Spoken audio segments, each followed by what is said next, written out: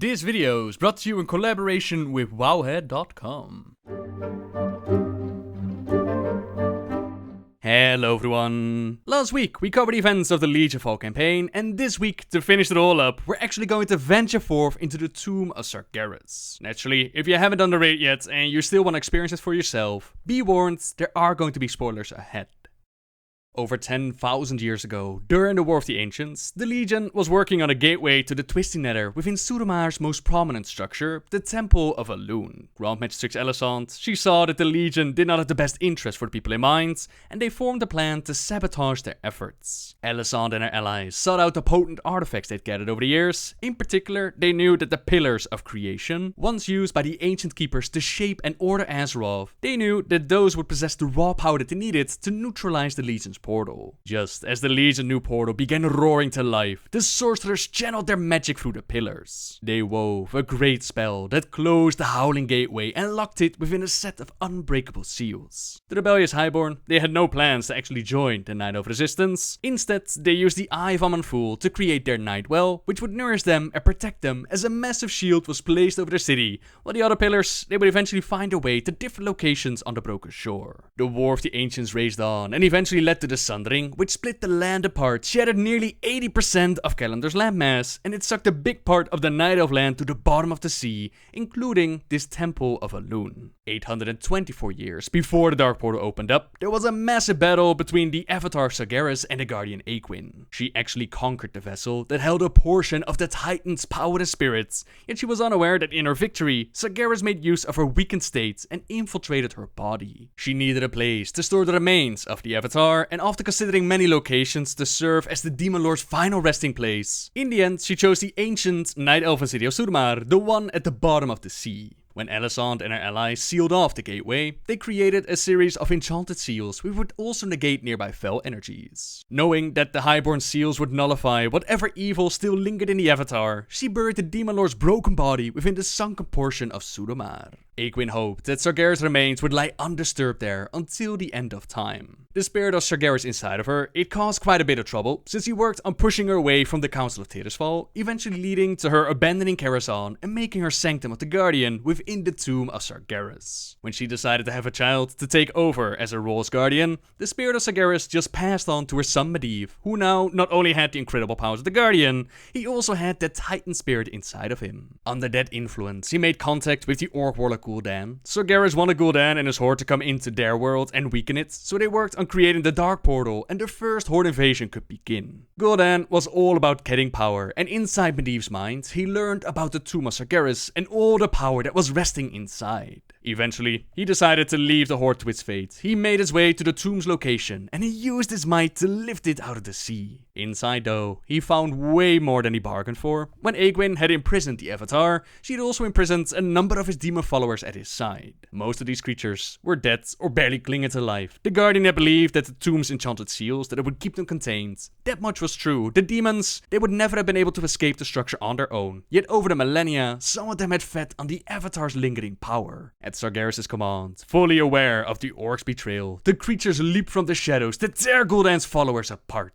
Then they turned their wrath on the Warlock and flayed him alive, ripping his flesh and muscle from his bones. His skull was taken by the few followers of Gul'dan that did survive the trip into the tomb, a skull that would eventually play a big part in Illidan's life. He absorbed the powers from the skull of Gul'dan, gaining the Warlock's memories in the process. He got the quest of destroying the Lich King, a mission which took him into the Tomb of Sargeras as well, in search for the Eye of Sargeras. With the Warden Maiev, she was hot on his tail. She tried to put the betrayer back into his cage, while he used his might to bring the tomb down upon the Warden and her troops. She was able to blink to her freedom, while her remaining forces, they were forced to stay behind and find the demise in the tomb. Eventually, alternate Gul'dan was sent to Azeroth, and he too made his way into the tomb. He found that power that was sealed off all the way back during the War of the Ancients. He unlocked it, and he used it to let the Legion in for yet another invasion. Now we have to reverse the damage done and stop them. We have the Pillars of Creation in our possession needed to do so, and our first mission that takes us into the Cathedral of Eternal Night. Khaz'goroth has studied the writings of Aegwynn, who said that if her wards were ever compromised, a failsafe could be triggered by placing the Aegis of Agramar upon an altar in in the Cathedral. That is our mission, but Mephistroth will use all his power to stop us. Thankfully, we're not going to go in alone, as Illidan and Maiev, they join us on this mission. Khaz'goroth will Illidan, surely fall. convey the Aegis of Agramar to the Cathedral. I will descend into the tomb with Khadgar and hunt the monster down. Kil'jaeden's reign of destruction will soon be ended. You are too quick to trust Illidan, Prophet. I will ensure he fulfills his duty. Right. We have our orders. Good luck. Our forces have engaged the Legion on the ground floor. We must place the Aegis in the tower before our losses grow insurmountable. Our guests of honor have finally arrived. I look forward to ripping those horns from your skull, betrayer! There is nowhere you can flee that I cannot reach you, demon! Illidan! Curse that impetuous demon hunter! The Cathedral is in the upper chambers of the tomb, and we can actually see the armies of Legionfall fighting with the demons down below as we make our way up. Illidan is never one to wait around, as he quickly flies away with Maiev blinking behind him, so I guess it will be up to us to get rid of the Legion forces standing in our way. We make our way through the Hall of the Moon, up into the Twilight Grove, where we find out that not even the plants are safe from the Legion and their Felborn botanists. You disturb nature's perfection! Here it is, where we find our first boss, Aegwynn, an ancient that once served the Night Elves priestess of the Temple of Elune. Now, with the malevolence of the Legion infecting the Cathedral, the Guardian has absorbed fell energies through its roots. It has become twisted and corrupted, spreading the malice through the sanctuary that he once protected, believing that he has finally achieved his ideal state. My end was written in the rings. Some asked if he was perhaps talking about the same rings that we're supposed to drown ourselves in, according to Whispers of Il'gynoth, but I think that is just a tree joke. The trees are way too punny in Legion. Now onwards and upwards we go to the Emerald Archives, where on the stairs we meet up with Maiev again, who's fighting some of the Wormtongue. Illidan left behind a mess. Stay close. We shall carve a path through these demons. Little fools want to outsmart the Legion? Think again. Books are for losers! This is actually the brother of Smashbite the Hateful, the one that we fought with within Blackrook Hold, and this Moark, he has no respect for knowledge or learning, feeling petty satisfaction as he crashes through ancient artifacts and tramples priceless tomes. He has been dispatched to wipe out the mortals entering the Cathedral's grand library, and amongst his vast collections are some very interesting books, namely a few steamy romance novels, which you can force Trashbite to knock onto the floor. Read the entire steamy romance saga before defeating Trashbite, and you'll earn yourself a very nice achievements. The imps and the Wormtongue, they're ready to evacuate the place as they quickly try to run to one of the portals. We go up the path of illumination, where the Fel'dorei and the spiders, they made quite the mess, but nothing will stop us from reaching the top as we finally meet up with both Illidan and Maiev. Did you really think you could elude me, Illidan? Run again, and I'll shackle you like the beast you are! Posture if you must, Maiev. But for now, do what you do best and follow me. We've lost. The Legion broke our lines. They pushed us out of the tomb. You're all that stands between them and the Aegis. They are coming! Let them come. Maiev and I will hold them on the stairs below. Forgive me if my glaive finds your heart, Illidan. With so many demons about, it's hard to distinguish you from the rest of this filth. The Legionfall army that's been pushed out of the tomb again, which is why we had to put in more effort with the whole Legionfall campaign to get back into the tomb. Right now though, we're the only hope left of putting the Aegis in its proper spot, but as we do, the Legion shows up. Kil'jaeden sends his gratitude for delivering the Aegis into our hands. The full might of the Legion falls upon you! Domatrax thinks that he could just show up and take the Aegis away, but he has no idea of what we had to go through to get it. Prove yourself, hero. Prove yourself. Prove yourself worthy of my love. Odin had us jumping through hoops for this bad boy, and no way in hell that this Fel Lord is going to take it away. No matter how many little portals he opens up with reinforcements, the Aegis protects us against his mighty attacks, and Domatrax goes down. This world will belong to the Legion! The Aegis is secured in its place, but the fight isn't over quite yet, as a bunch of Dreadwings, they're circling our location and they're flying inside. I will hold the skies. See to the Aegis. Alone at last. Surrender the shield, and I will grant you a quick death. Illidan flies up to take care of the demons there, and the coward Mephistroth, he waited for this exact moment. He didn't even have the balls to come in with the mighty demon hunter at our side. As he tries to take us out, he even hides in the shadows while making copies of himself. But thankfully Illidan, he does not leave us to our fates. Beware the shadows! To me, heroes. Shield me with the Aegis while I tear this Dreadlord from the shadows. The power of the Legion! With the Aegis, we're able to keep the Demon Hunter safe, while also destroying as many of the shadows created by Mephistroth, until eventually the Demon Hunter is able to pull the Dreadlord back into the light. There is nowhere left to run, demon! Run!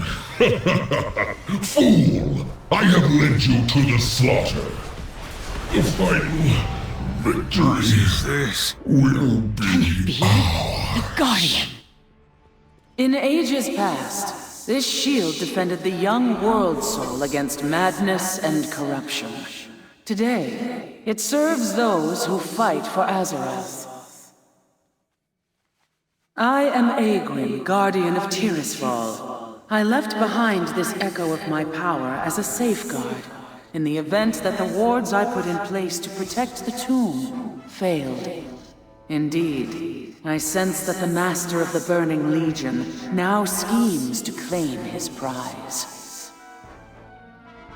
Yet there is still hope. By anchoring the pillars of creation in the halls below, you will restore my wards and push back against the invaders. Then you must venture into the depths of the tomb and use the Eye of Aman'thul to eradicate the Fellstorm and sever the Legion's link to Azeroth.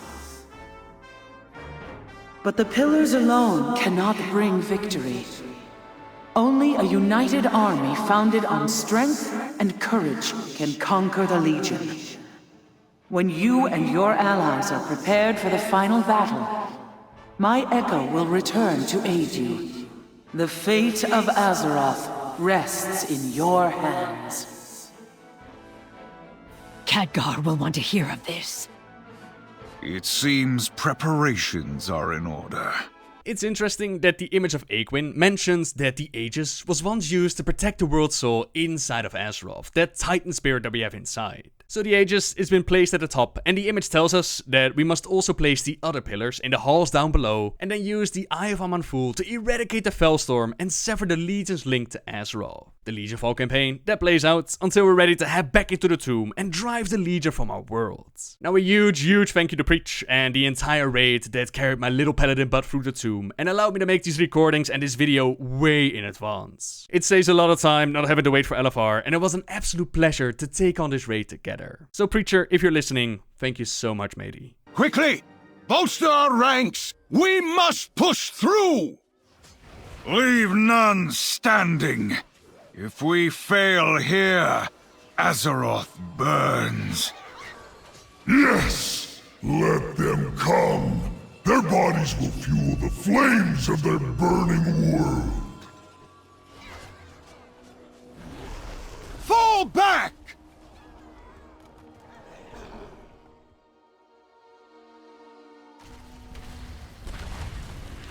Khaz'goroth knows how to make an entrance by murdering many of the troops that we had gathered, as well as the Legion forces within the Chamber of the Moon. Intruders! Killing you will regain my master's favor. This guy doesn't have the best track record with the Legion, as apparently he sucks so much that punishment was in order. His flesh has searing wounds, and with every move that the behemoth makes, his flesh crackles and hisses with unending torment. A scourge that he is happy to inflict upon those who oppose him. Pain rains upon you! During the fight, he calls down comets and he summons spikes out of the floor until he has gained enough fell energy and is ready to unleash his devastating attack. Boulders will try to overrun our teammates, but the spikes, they're actually a blessing as they lower the boulder damage and it gives us the perfect hiding place as he unleashes this ultimate attack. And in the end, he will have to go back to his master after failing once again. More agony to come. The dwarf Durgan Stonestorm, he's ready to provide a speed buff for us, and I have no idea where this dwarf came from or why he's invited to this important mission, but his name, it does seem to be a reference to the song that nobody can remember, Sandstorm by the Rood. To the right, we find an interesting rune on the wall. By clicking on it, we gain the image of our Gul'dan, as these are the runes that he placed on the wall while going through the tomb. Maiev read them during Warcraft 3, explaining the fate of the orc, and with some of the runes, you actually see the spirits pop up and reenact what happened as in Gul'dan killing one of his cowardly followers and realizing that he is going to die. Even his bones are present, except of course his skull. Now back at the Chamber of the Moon, we have Illidan, Khaz'goroth, Maiev and Felon, who move with us to the section of the tomb that's still sealed off, and the only way of opening it is by placing the pillars in the proper locations. The echo of the guardian Aegwynn appears, just as she did in the cathedral. I sealed each level of this temple so that no invader could descend into its depths. Ashes. I never anticipated that the Legion would find another way to breach its dark heart. My protective wards now bar your way. Each seal can only be opened with one of the pillars of creation. Be warned, the demons will stop at nothing to prevent your advance. I can sense one of the Legion's masters working to reanimate the Avatar of Sargeras. Should Kil'jaeden infuse that husk with the Dark Titan's power, I do not know whether any force on this world can stop it. The image of Aegwynn also hands us a quest to collect 4 fragments of the Guardian Seal from the Maiden of Vigilance in order to move quicker through the raid. We then move from the Chamber of the Moon into the Conclave of Torment. Admit that I am right. Break the body, and the spirit follows. Physical pain, bah! Mental anguish is the true weapon. Was it not the key to turning Rakis? Bah! It was the suffering I inflicted, which... Hold! The mortals come! That fool Goroth has failed again! So Etrogan and Bellic, they're the ones responsible for the torment afflicted upon Rakish, which was Valen's son. They were the ones who turned him into a follower of the Legion. Physical and mental pain, that's what these two are all about. Kil'jaeden has called upon his best captors to lock us down here, and they use both physical and mental attacks to inflict anguish upon us. Once the energy bar's full, you want to move away and attack the other for a little bit, and when the anguish simply becomes too much to handle, we're forced to confess our actions against the Legion to the Demonic Inquisition. We are transported into Bellic's Fel prison to wrestle with our tormented soul and pick up remnants of hope. After dropping off our torment, it's back into the fight, and as these two share their health pool, both of them go down at the same time. Whereas Goroth might not look forward to the punishment that's coming, these guys are a little bit more enthusiastic. The pain of failing the Master. Our suffering will be glorious. This hammer forged ancient wonders and shaped the earth itself.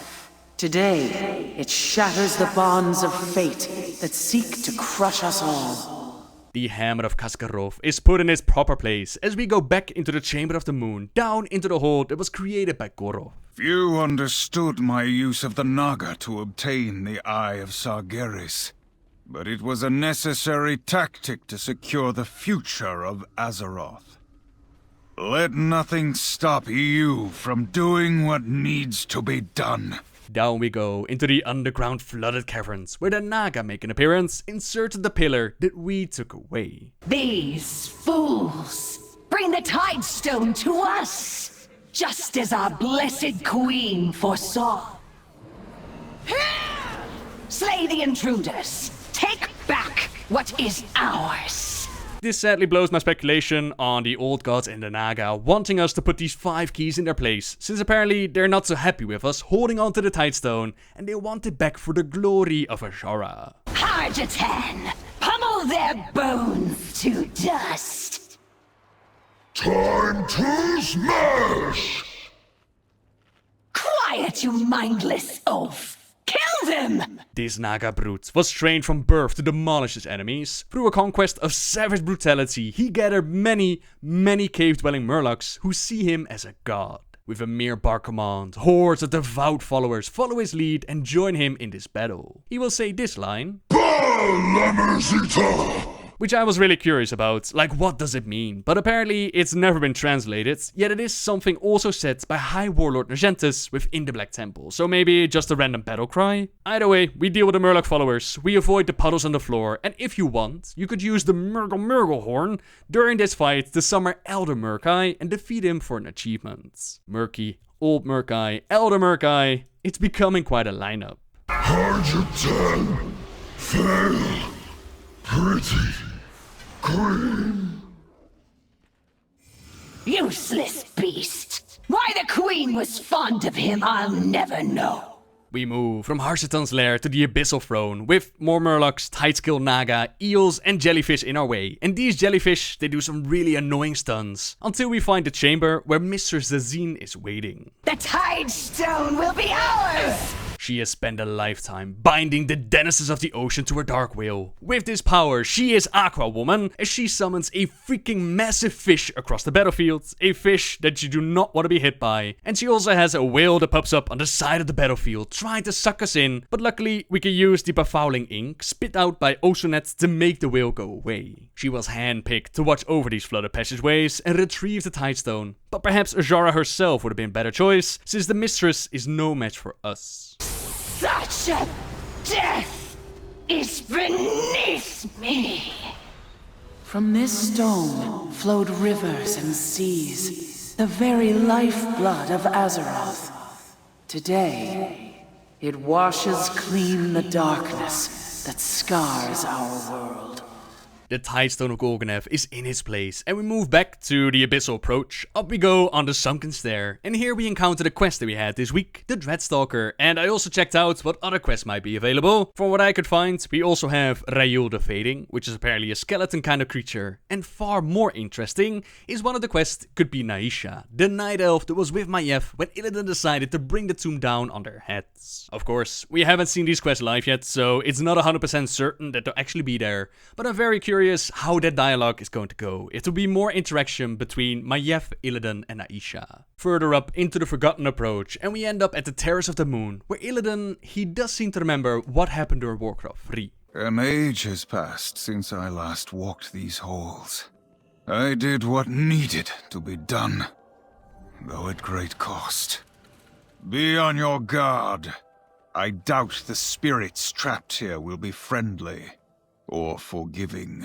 Or is he talking about something else? Since, on the one hand, we know what he did to Maiev's troops, but to say that was ages ago, that seems a bit much. Not to mention that these spirits here, they seem to be more of a reflection of the time where the Tomb of Sargeras was still used as a place of worship. It's a part of the tomb that's untouched by outside influences, like an echo of the past, yet at the same time, we also have Gul'dan's spirits dying in the tomb, so it seems to be a little bit conflicting with each other. I personally think that Illidan means working with the enemy during the War of the Ancients, fighting against the Legion, doing what had to be done, which eventually led to the Sundering and this area beneath the waves. We must be careful, not just because of these hostile spirits, we also have the traps placed by the Guardian Aegwynn, traps that were also mentioned in the Tomb audio drama, and if you still haven't listened to this one yet, go do it as soon as possible, since it's absolutely brilliant. Activating the traps, that will spawn a Guardian Sentry, which has a really annoying AoE polymorph bomb. We clear the way by being very careful of our steps, until we encounter the Sisters of the Moon. I claim first blood, sisters. Goddess, guide your hand. You are ever impetuous, Hesperian. These wardens guarded the temple long before the Avatar Sargeras was even brought here. In Deft, they maintained their vigil, but over the millennia, something has twisted their ability to distinguish friend from foe. Their madness slowly consumed them, and now any who dare enter their sacred chamber, they are put to death. At one point, it was planned to have Naisha to be part of this encounter, but she was replaced with Huntress Casparian, which absolutely makes sense if they want to go with defending the temple before Sargeras even got here. This encounter looks really cool, as the floor is constantly changing to reflect the moon cycle, and you have to move between light and dark to change the stacks on yourself. The elves themselves, they're bound together and share their health, and only have enough power to give one of them a physical form at a time. We first fight with the Huntress, followed by the Captain, and ending with the Priestess. We failed. The goddess. No, I should have won. Elune, forgive us.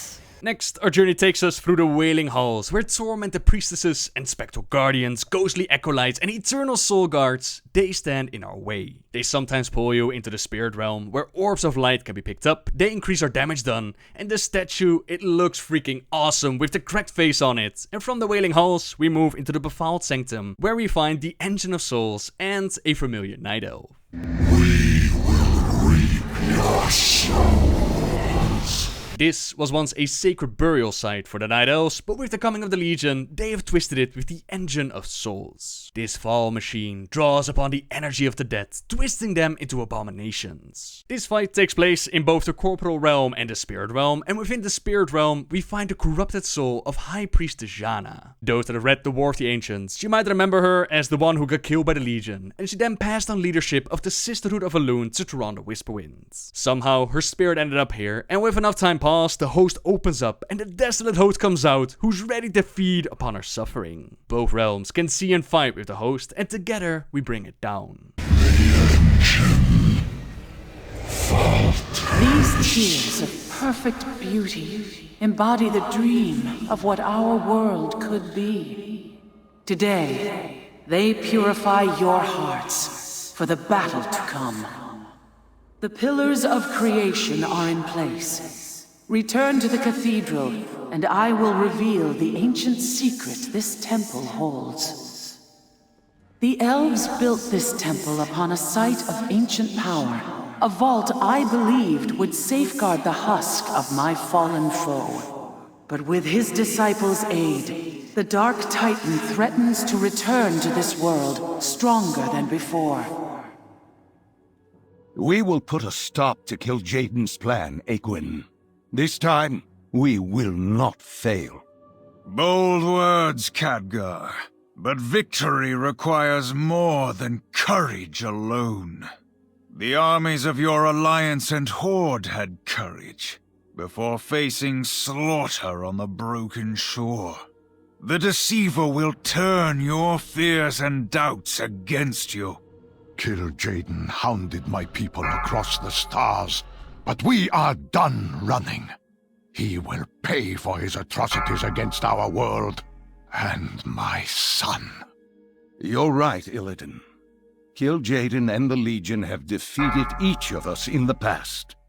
But if we stand together, Azeroth can yet be saved. I know it! Now we know this place as the Tomb of Sargeras. Before that, it was a Temple of Elune, but before that, there was something else. Not much is known about the City of Ancient Power. The only line that I could find, it was a very small description in the Chronicles, which said, some legends say that it was built upon an even older structure of mysterious origins. Very mysterious indeed, but from the architecture that we're going to see in a moment, we could be pretty sure that there's some sort of Titan origin mixed into it. Perhaps this too was once a Titan facility taken over by the Night Elves. Who knows? We make our way down and we get a little taste of what's to come. We clear the Guardian Sanctum, Aegwynn's old hangout, from the Eonic Defenders and the Felsha roaming about, until we're ready to face my personal favorite fight, the Maiden of Vigilance. You will not disturb the Master's work. I did not choose my fate. Neither will you. She was charged by Aegwynn to defend the tomb and has stood watch for hundreds of years. The Guardian did not foresee, however, what effects the Avatar seeping fell energy would have on this Titan construct, as it was slowly warped by this maleficence. It now seeks to destroy any inner path, as she cast Infusion on the entire raid, which infuses you with either holy or fell energy, the two forces fighting within the Maiden. It's very similar to Thaddeus back in Naxxramas. All you need to do is move to the group that you're infused with. Fell goes with fell, holy goes with holy, and you don't even have to worry about what direction you switch sides with, since there is a period of immunity. All the same, it was a bit challenging to coordinate this fight, especially when you have priests who think it's funny to pull back bombers into the raid as they're trying to do the right thing, when you stand next to someone who does not share your infusion, or when the Maiden simply detonates you You are supposed to run to the hole in the floor and jump down, preventing your explosion from blowing up the entire raid, and you even get a nice boost back on the platform. Every so often, the maiden teleports away and you can enjoy a little minigame of catching the right orbs, picking up the ones that line up with your infusion, that will power you up with all the other people around you, while the opposite ones, those are the ones you want to avoid, and they will detonate you. Do enough damage to break her shield, interrupt her spell, and simply repeat. I love this fight to bits, especially since it has a high level of individual responsibility. It was a lot of fun to do. My vigil ends. Let not the Dark One awaken. We can now take one of the prettiest elevator rides down, as to the sides you can see lava worms, the bones of an ancient old dragon, fell seeping off the walls, until some sort of light touches us and we end up in the chamber of the Avatar. Damnable mortals! You scurry through this tomb like vermin, dispatching my underlings and imagining yourselves the equals of the Legion. Heroes, champions, fools! The husk before you was once a vessel for the might of Sargeras. But this temple itself is our prize. The means by which we will reduce your world to cinders. Still, I will not deprive you of this chance to fall before an ancient wonder. Let this avatar be the end of you. Kil'jaeden doesn't seem to put a lot of weight into the Avatar Sargeras, and instead sees the temple as the prize, by which I think that they mean the portal they got going on, the might of the Legion that's pouring through. That is what will be the end of us. Still, the Deceiver's a good sport, and he lets us tango with the Avatar of Sargeras. Mortals, die! This is what the Guardian Aegwynn once had to face by herself, and I had a lot of expectations for this encounter, but then again, I think I put my expectations a little bit too high. This avatar does not contain the Spirit of Sargeras, right? It's only the husk that once contained the power. It's still incredibly powerful, but it's not the same thing that Aegwynn once faced. It's a bit of a dummy as well, announcing all the attacks that it does, while another maiden, this time a corrupted Maiden of Valor, she's also with him in the room. We use her to prevent the avatar from getting more energy from the containment pylons, while also making sure to kill her before his energy bar is full, since at that time he'll absorb whatever is left of her lifeblood and add it to his own. With the energy bar full, the avatar is ready to kick the fight into overdrive. He shatters the floor beneath us and he takes us down below. Deceiver! We have come to end your invasion of Azeroth. Your master's crusade dies here! Is there no end to your sanctimonious bluster, Felon? You claim the mantle of prophet, yet you always lack the vision to see the inevitable destiny of our world. Of all worlds. Run away, girls! Run away! Illidan, Felon and Khaz'goroth, Maiev, I guess, is somewhere else in the tomb right now. They take on Kil'jaeden, while we deal with the Avatar, who slowly but surely is destroying the very ground that we walk on. He's pushing us closer and closer to a dip in the fell, which is not really healthy for you. So we take the Avatar down before we're out of room. We join our troops in confronting Kil'jaeden. Still you fight us. Still you deny the inevitable. Your incessant resistance is maddening. Why will you not yield? Have your countless defeats taught you nothing, deceiver? The vision Sargeras showed you was a lie, Kil'jaeden. Surrender! Let it end! Never! Our crusade will never yield! Savor your shallow victory. We will return, again and again, however long it takes, until at last we break you! The portal is closing! We can seal the Legion's gateway and end this invasion! No! No more running!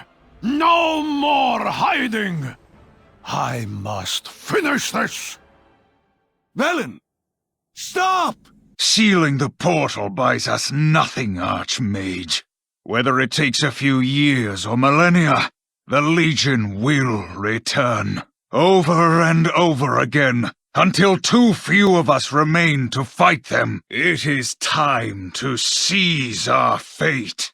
We must use the portal and follow the Deceiver Into the abyss. It is the only way. I agree. It is the only way. Go, champions. We have precious little time to save Felon and return before the portal closes. Come.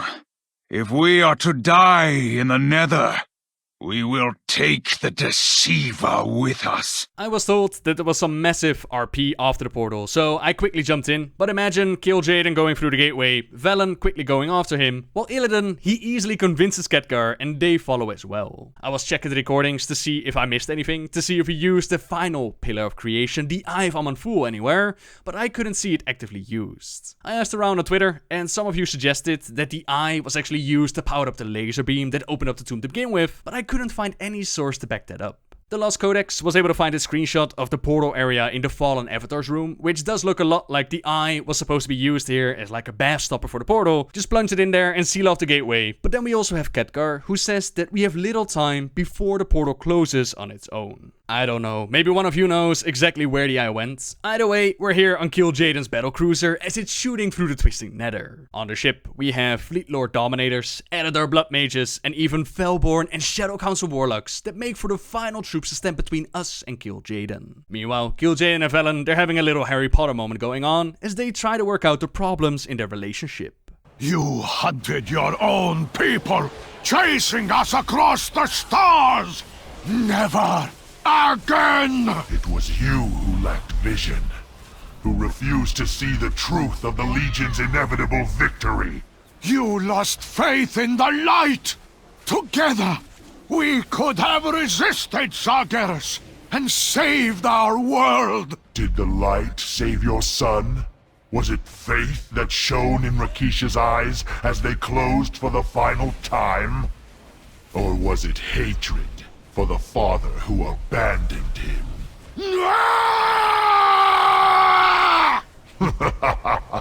And now your impotent fury has drawn your allies to their doom. Watch as my infinite army slaughters them all. No! You will not divide us, Deceiver. I will fight by their side, and they by mine. Together, we will end your crusade! Kil'jaeden has always believed that standing up against Sargeras, the Legion itself, that it was simply impossible, yet Felon had more faith. When Kil'jaeden and Archimonde accepted the Dark Bargain, he took his people away from their homeworld, and they have been running ever since. Many schemes and plots, they were implemented by Kil'jaeden as he followed the orders of his master Sargeras. Many worlds were conquered by the Legion, the formation of the Horde by their design, as well as the invasion of Azeroth. They're responsible for the creation of the Lich King, they influenced Illidan's path, they turned Kil'jaeden's Sunstrider to their side as they tried to invade through the Sunwell. Countless lives were lost to the Deceiver, amongst them Felon's own son turned against his father. Now the time has come to show Kil'jaeden that united we can stand against him. A nice touch is that the Maw of the Damned, the blood decay artifact, whose creator was so obsessed with Kil'jaeden that will actually respond to being in his presence. What is this? Even when your own doubts and fears are made manifest, you will not yield? Fall into darkness. Find me, champions, and I will grant you sight. As darkness falls, Illidan guides the way and allows us to see our enemy and conquer it, forcing Kil'jaeden to fight us in the open once more. Somehow you survive. Destruction! No matter. Look upon our wonders, you mortals, and despair.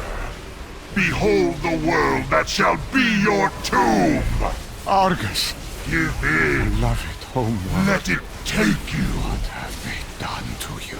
The vessel has arrived at Argus, the stronghold of the Burning Legion, and you can actually see the planet in the background, which looks freaking amazing. Limitless destruction is at my command! That might be so, but the heroes are able to overcome the Deceiver and put an end to his torment. Now at this point, I don't believe that anyone has actually cleared Mythic yet, so we don't know if there's going to be anything special that happens on that difficulty. Some mentioned that they were disappointed with Kil'jaeden's size, but for the fight as we've seen it so far, I think it's adequate, but perhaps we'll have something similar like Archimonde and pull us to a whole new phase. Who knows? From the cinematic, it does seem like he has a massive wound on his head, but it could also be because 20 people were just busy hitting him on the head over and over again.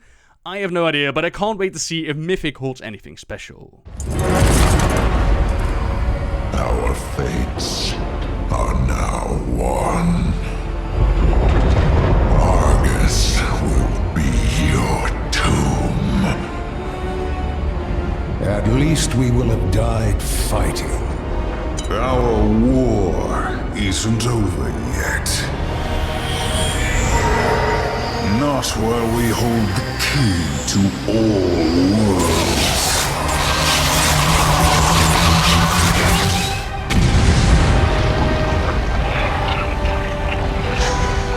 Khaz'goroth, take us home!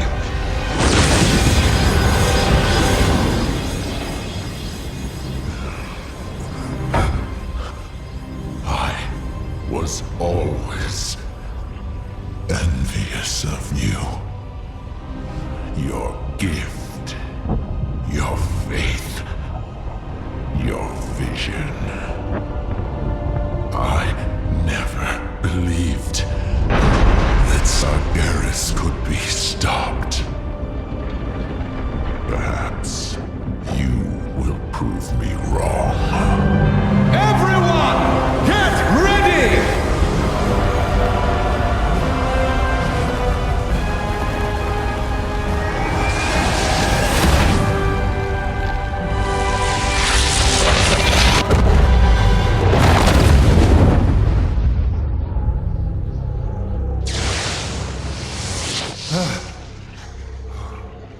Is everyone all right?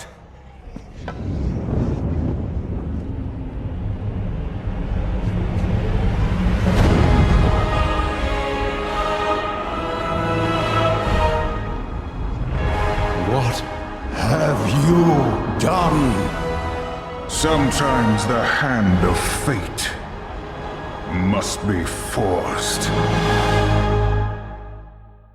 And there we go, the end of the Tomb of Sargeras, with Illidan opening up a rift in the sky and the threat of Argus is looming above us. Felon always knew that he would see Argus again, since it appeared time and time again in his visions, but he never imagined this. There can be no doubt that the fates of our worlds are intertwined. Can Argus be saved, or must it be sacrificed to stop Sargeras? Khaz'goroth knows that the Legion army is ready to strike, while Trevelyan and hopefully Illyria, they're still out there somewhere as well. If he can find his old friends, perhaps the Army of Light can help us end this war. Illidan is ready to go to Argus, the throne of the Burning Legion, where its infernal machines provide Sargeras with an infinite army. We must take the fight to Argus and bring the Legion to its knees. As I mentioned earlier, Maiev kinda disappeared, and she did have a part to say in this part. During the PTR, she was actually here and had some dialogue. On the PTR, she said this: "One of the Legion's masters had fallen at last, yet this war is far from over. Was this the true plan of Sargeras all along? His ultimate endgame?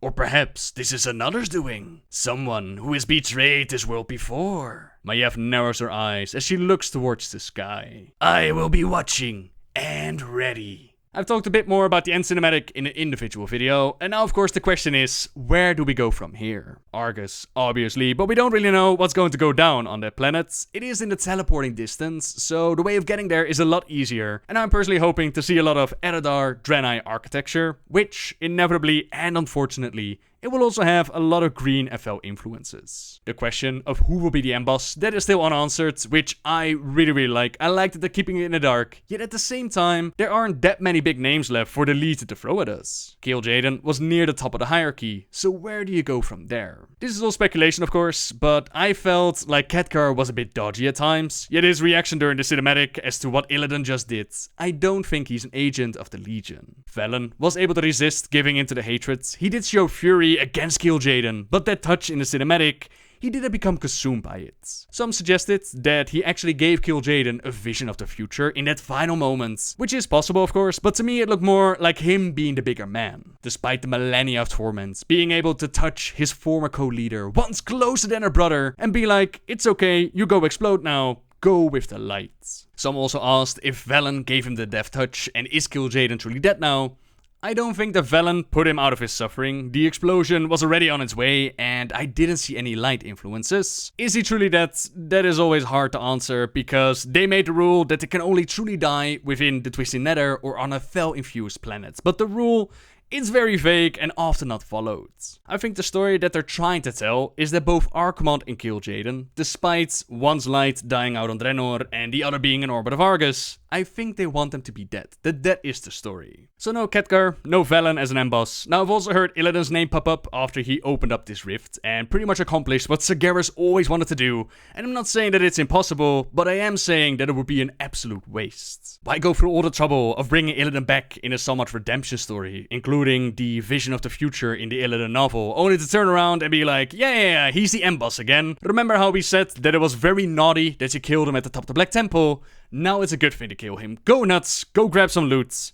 Not impossible, but just a waste in my opinion. Which means that if we look at it right now, and they are going to keep the Legion as our enemy, so not counting any Void Lords or corrupted Azeroth spirits showing up, only one name really holds up, and that would be Sargeras. I still very much dislike the idea of taking on the guy that was responsible for wiping out the Pantheon, that can cleave planets in two, but who knows what the future is going to bring. I'm very curious to see how the Army of Light storyline is going to play out, if the Titan spirit inside of Azeroth might have a role to play.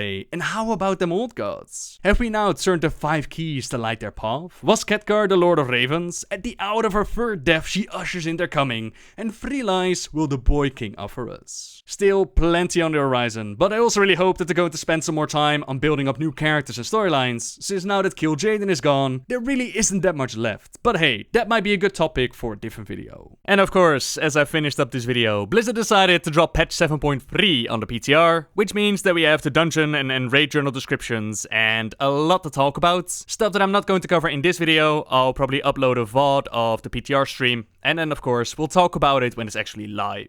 For now, let's wrap up this lengthy one. If you're looking for some more details or want to read up on all that we talked about today, then check out the related WoWhead article in the description down below. As always, thank you very much for watching everyone. Subscribe if you like my videos, leave a like if you enjoyed this one, and until next time guys, see ya!